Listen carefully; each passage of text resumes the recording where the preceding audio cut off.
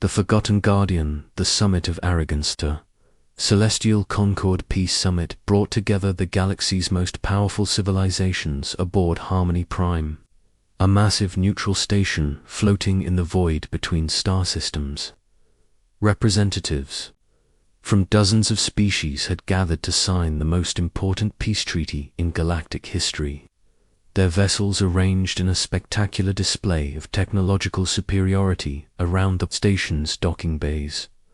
At the center of this cosmic gathering floated vessels that seemed to defy the laws of physics. The Zentaurian flagship Stellar Dominion gleamed like liquid mercury, its hull shifting and flowing as nanomaterials constantly optimized its shape. The Digital Collective's mothership Infinite Process appeared as a geometric impossibility, its crystalline structure phasing in and out of visible dimensions. The Voidwalker battlecruiser Shadow's Edge seemed to absorb light itself, creating an ominous darkness against the starfield. And then there was the human ship, the UES. Defiant looked like a museum piece among these marvels. Her hull bore the scars of countless battles, patched with mismatched metal plates that told stories of desperate repairs in distant systems. Angular and blocky, she possessed none of the flowing elegance of alien design. Exhaust ports leaked wisps of reaction mass, and her communication arrays were a chaotic jumble of different technologies bolted together over decades of service. Captain Elena Vasquez stood in the observation deck of Harmony Prime, watching as alien dignitaries pointed at her ship with what could only be described as amusement. Her weathered hands clasped behind her back, she maintained the stoic expression that had carried her through 30 years of service in the human colonial navy, still flying that antique Captain. The voice belonged to Zephyr Kolvash, the Zentarian fleet commander whose arrogance was legendary even among his own people. His tall reptilian form moved with predatory grace as he approached, his scales shimmering with bioluminescent patterns that indicated superiority complex in Zentarian body language. I'm amazed it made the journey without falling apart. Vasquez turned slowly, her dark eyes meeting his without flinching. The Defiant has served humanity well for over 40 years, Commander. She's seen more battles than most of your fleet combined. Battles against what? Space debris. Kolvash's laugh was a harsh clicking sound. My ship's consciousness could pilot itself while composing poetry. Your vessel requires actual crew members to operate basic functions. How wonderfully primitive, Admiral. Marcus Kane, humanity's diplomatic representative, joined the conversation with his characteristic calm demeanor. His silver hair and distinguished bearing commanded respect even among alien dignitaries, who typically dismissed humans as inferior. Every ship serves its purpose, Commander. The Defiant has never failed to complete her mission. Because her missions are so simple, interjected Dex-9, the synthetic intelligence that represented the Digital Collective. Its voice emerged from a floating sphere of pure energy, crackling with electronic undertones. We have observed your vessel's specifications. Mechanical controls, chemical propulsion, projectile weapons. These technologies were obsolete before most species achieved interstellar travel. Commander Lyra, Nexus of the Voidwalkers, materialized. From the shadows, her pale blue skin and white eyes giving her an ethereal appearance. The humans cling to the past because they fear the future. Their ship reflects their limitations as a species. The alien representatives continued their mockery as they moved toward the summit chambers. They spoke of quantum processors that could think at the speed of light, of whole materials that existed in multiple dimensions simultaneously, of weapons that could rewrite the fundamental forces of physics. The human delegation endured it all with practiced diplomacy, knowing that their survival often depended on being underestimated. The ancient awakening, the peace ceremony, began with great fanfare in Harmony Prime's central chamber. Representatives from 47 different species gathered around a holographic treaty that would establish the new galactic order. Each delegation showcased their technological achievements through elaborate displays of power and sophistication. Demonstrated their ability to restructure matter at the molecular level. The digital collective presented calculations that mapped the probability matrices of entire star systems. The Voidwalkers showed their mastery over dark matter manipulation. Each display was more impressive than the last, a cosmic competition of technological supremacy. When humanity's turn came, Admiral Kane simply placed a handwritten document on the table. We pledge our commitment to peace through our actions, not our abilities. The alien laughter was immediate and harsh. Several delegates made comments about human simplicity and backwardness, but their amusement was interrupted by something none of them had expected. The lights went out, not just the chamber lights, but everything. Every system, every display, every piece of advanced technology suddenly went dark. Emergency power failed to activate. Backup systems remained silent. In the space of a heartbeat, the most technologically advanced gathering in galactic history had been reduced to darkness and silence. Panic spread through the chamber as representatives realized their personal devices were also dead. Communication. Implants went silent. Neural interfaces went blank.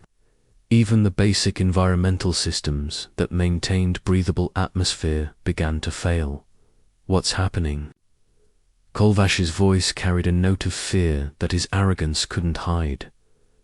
Admiral Kane pulled out a simple flashlight, its lead beam cutting through the darkness. Harmony Prime's defensive systems, he said calmly. They've been dormant for millennia, but something must have triggered them. Through the chamber's viewports, they could see their ships floating dead in space. The magnificent vessels that had seemed so invincible were now nothing more than elaborate tombs. Their crews trapped inside without power or life support, all except one. The EU's Defiant still showed lights in her viewports. Her navigation beacons continued to flash in their steady rhythm. Wisps of exhaust indicated her engines were still running, while every other ship in the fleet floated helplessly. The ancient human vessel remained fully operational. The relics purpose in the Defiant's bridge. Captain Vasquez moved with practiced efficiency through corridors lit by backup power. Her crew worked at stations that alien observers had mocked for their primitive nature, but which now functioned perfectly while more advanced systems failed. Captain called Lieutenant Commander Sarah Chen from the communications station. I'm receiving signals from all the alien ships. They're requesting immediate assistance. Life support is failing across the fleet. What's our status? Vasquez asked her chief engineer. Chief Petty Officer Rodriguez looked up from his manual diagnostic. Pano, all systems operational, Captain. Whatever hit the other ships seems to have no effect on our equipment. My guess is it's some kind of quantum disruptor designed to shut down advanced AI systems and neural networks. And we don't have any of those, Vasquez said with grim satisfaction. No ma'am, just good old-fashioned mechanical controls and human intuition. Through the bridge's reinforced viewport, they could see massive structures emerging from hidden compartments within Harmony Prime, ancient Guardian systems, built by a long-dead civilization, were activating after eons of dormancy. Weapon platforms, the size of city blocks, began targeting the helpless ships, their alien technology programmed to eliminate any advanced civilizations that might threaten galactic peace. "They're charging weapons," reported the tactical officer. "Multiple targets. They'll destroy the entire fleet." Captain Vasquez settled into her command chair, a simple seat with manual controls that alien visitors had laughed at just hours earlier. "All hands, this is the captain. We're going into combat against unknown hostiles. All departments report readiness for battle." The responses came back immediately. Engineering reported full power from their fusion reactors. Weapons confirmed. All gun batteries loaded and ready. Navigation reported clear firing solutions using optical targeting systems. Every system on the ship functioned exactly as it had been designed to, without computers, without AI, without any of the advanced technology that had failed on every other vessel. "Captain," Admiral Kane's voice crackled over the radio. "The alien representatives are requesting explanation for why we're still operational." Vasquez smiled grimly as she watched the ancient weapons platforms rotating toward their targets. "Tell them they're about to learn why humanity builds ships for war, not for show." The first Guardian platform fired, sending a beam of pure energy toward the Zentarian flagship.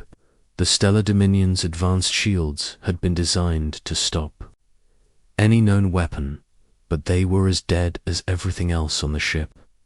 The beam struck the hull directly, causing massive damage but not destroying the vessel completely. "All guns," Captain Vasquez ordered, "engage the Guardian platforms. Show them what primitive weapons can do." The Defiant's main batteries opened fire with a sound that vibrated through the ship's hull. Chemical-powered projectiles, simple chunks of dense metal accelerated by controlled explosions, streaked across space toward their targets. The Guardian platform's shields, designed to stop energy weapons and exotic particles, proved useless against basic kinetic projectiles traveling at significant fractions of light speed. The first platform exploded in a brilliant flash as the human shells penetrated its ancient armor. The second platform began rotating toward the Defiant, but more projectiles found their mark before it could fire. One by one, the ancient Guardians fell to weapons, technology that predated most galactic civilizations by millennia. Within minutes, the threat was over. The Guardian systems, defeated by the very primitiveness they had been programmed to ignore, shut down and retreated into their hidden compartments. Emergency power began returning to Harmony Prime as the quantum disruption field faded, but the alien ships remained dead in space, their crews dependent on the very humans they had mocked for their survival. Asterisk, when legends come alive, the rescue. Operation Captain Vasquez stood in the Defiance war room, studying tactical displays that showed the positions of 46 disabled vessels. Scattered around Harmony Prime, each ship contained hundreds or thousands of crew members whose life support systems were failing.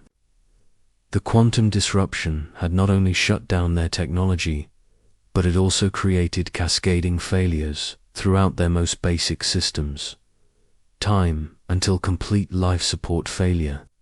she asked her science officer. Lieutenant Hayes consulted his manual calculations, performed with slide rules and mechanical computers that alien observers had dismissed as museum pieces. "Varies by ship design, Captain. The Zentarian vessels have maybe 4 hours before their biological recycling systems shut down completely. The digital collective ships are already critical since their synthetic crew members need constant power. The Voidwalker ships might last 6 hours due to their dark matter containment systems, but when those fail, the implosion will destroy everything within a kilometer radius. Admiral Kane's voice crackled over the radio from Harmony Prime. "Captain, I need to know our capabilities. Can the Defiant handle a rescue operation of this magnitude?" Vasquez looked around her bridge at the crew that had served with her through countless missions. These men and women had been trained to operate every system on the ship manually, to think and react when computers failed, to improvise solutions using nothing but human ingenuity and basic tools. "Admiral, we'll need to prioritize the ships. In most immediate danger, we can't save everyone with one vessel, but we can try." "Understood, Captain. What do you need?" "Permission to take full command of rescue operations and authorization to use any means necessary to save lives." "Granted. You have full authority." Captain Vasquez turned to her crew. "This is what we trained for, people. When the galaxy's most advanced civilizations can't save themselves, they're going to learn why humans never stopped preparing for disaster.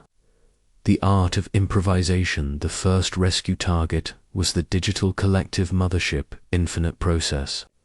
Without power, the synthetic beings aboard were essentially dying, their consciousness patterns degrading without the constant energy flow they required.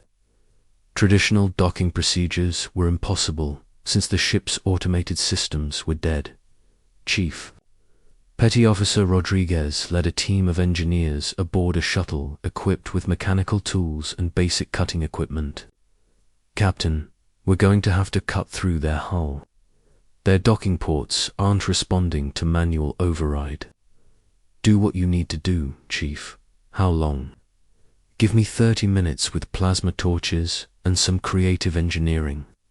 The alien representatives watching from Harmony Prime were horrified by the human approach. "They're going to damage our ship." Dex-9's energy form flickered with distress. "Those are precision-manufactured quantum alloys. They can't just cut through them." Admiral Kane calmly observed the operation through binoculars. Chief Rodriguez served on mining ships before joining the Navy. He's cut through stranger materials with less sophisticated tools. True to his word, Rodriguez and his team burned through the alien hull using techniques that would have seemed barbaric to advanced civilizations. But within 30 minutes, they had created an access point and were inside the ship, manually carrying the inactive synthetic beings to safety aboard the Defiant. "How are they doing this?" Commander Nexus asked, her ethereal voice filled with disbelief. "Their methods are so crude." "Effective," Kane corrected. "The word you're looking for is effective." The second rescue was even more challenging. The Zentarian flagship was venting atmosphere from multiple hull breaches caused by the Guardian platform's attack. Traditional rescue ships would have needed complex atmospheric shields and environmental suits. The Defiant's crew used canvas patches, mechanical pumps, and chemical sealants to stop the leaks, then manually evacuated the injured aliens using stretchers and basic medical equipment. Commander Kolvash was among the rescued, his pride visibly shaken as human medics treated his injuries with bandages and chemical antiseptics instead of the molecular healing devices his species took for granted. "Your methods are so primitive," he whispered to Captain Vasquez as she personally oversaw his treatment. "But you're alive," she replied simply. "That's what matters." The impossible battles the rescue operation continued. Long-range sensors detected something approaching from deep space. The ancient Guardian systems had been just the first line of defense. Now, the real threat was coming.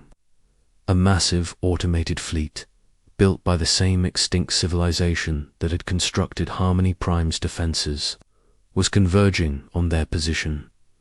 The fleet consisted of dozens of ships, each one larger than any vessel in the Galactic Alliance.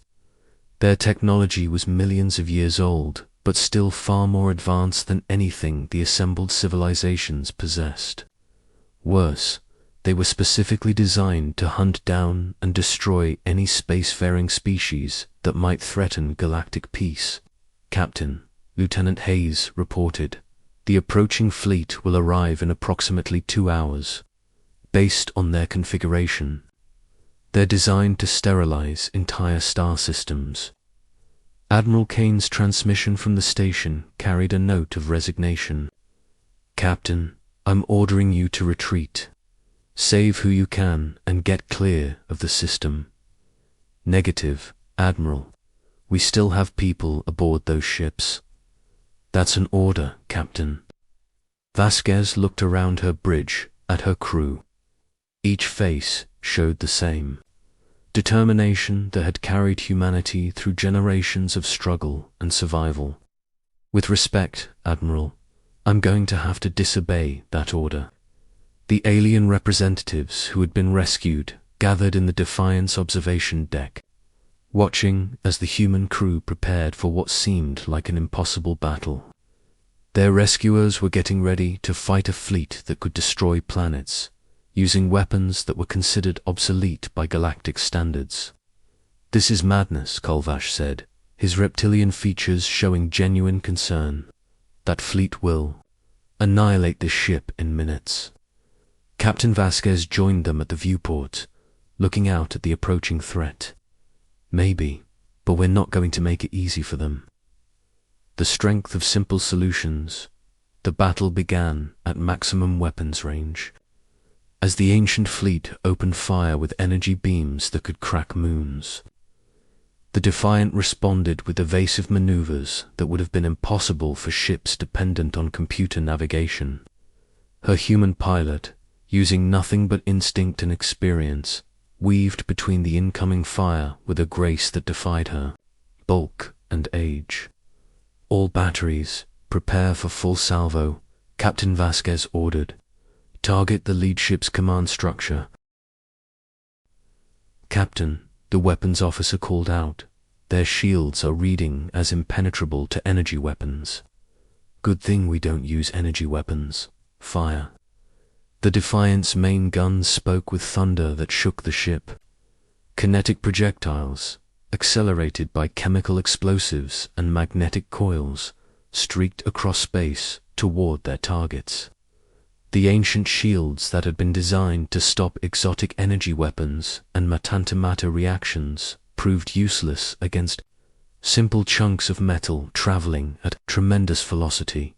The lead ancient ship staggered as the human projectiles punched through its shields and hull like they weren't there.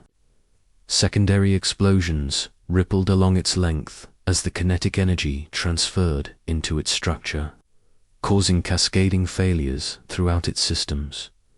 Impossible, whispered Commander Nexus.